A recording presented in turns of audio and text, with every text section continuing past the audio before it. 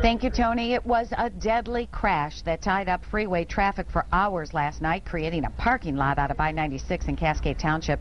Tonight, we're working the story and learning more about the man who died and his friend who was injured. 24-hour News 8's Joe LaFurgey was there. You were talking to family members and investigators about the case? Yeah, family members, specifically Dominique Mitchell. He's the young man who died in that accident last night. He was a three-sport standout at Creston High School. He graduated last year, and he was enrolled at Eastern Michigan University in Ypsilanti.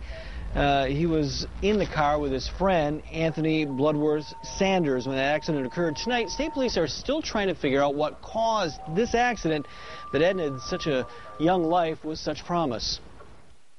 Good guy, lovable, makes you laugh all the time. I mean, it's a case of sibling inspiration, but in Melvin Lofton's case, the younger brother inspired the older brother.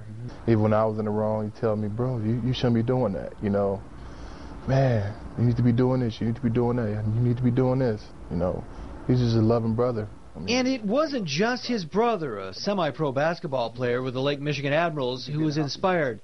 We went to Dominique Mitchell's Facebook page. Friends wrote of their loss. Dominique Mitchell's last entry was Tuesday night. Had a lot of fun today, and exams are over. I'm ready to go. Mood strong and happy. Dominique was just that guy that everybody has to love, you know, because he didn't do nothing wrong but make you laugh all the time. He was 4.0 student at Creston. He was 3.8 student at Eastern Michigan. State police are still trying to figure out why the car, driven by Dominique Mitchell's friend and fellow 2009 Creston graduate Anthony Bloodworth Sanders, went out of control, slid sideways into the median on westbound I-96, became airborne, and landed in the eastbound lane, striking another vehicle. Bloodworth Sanders and the driver of the other car were treated for non-life-threatening injuries.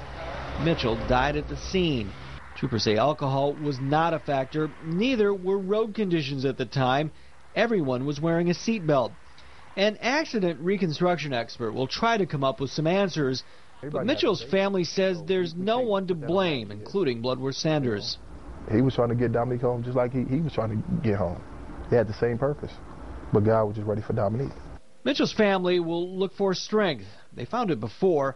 Melvin Lofton says his little brother helped he and his mother get through the loss of another brother to cancer in 2003. We went through it once, we got through it before, we can do it again. We're strong.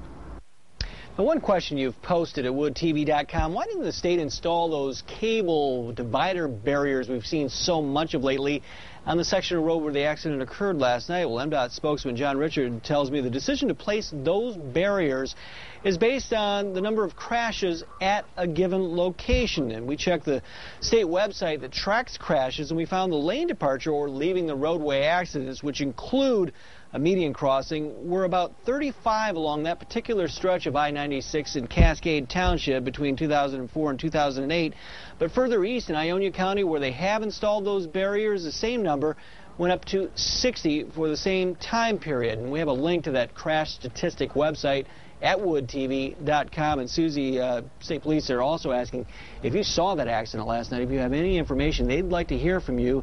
Well, they try to figure out what caused it. Just call the state police post up in Rockford. We have that number also at woodtv.com. Okay, sad story every time. All right, Joe, thanks.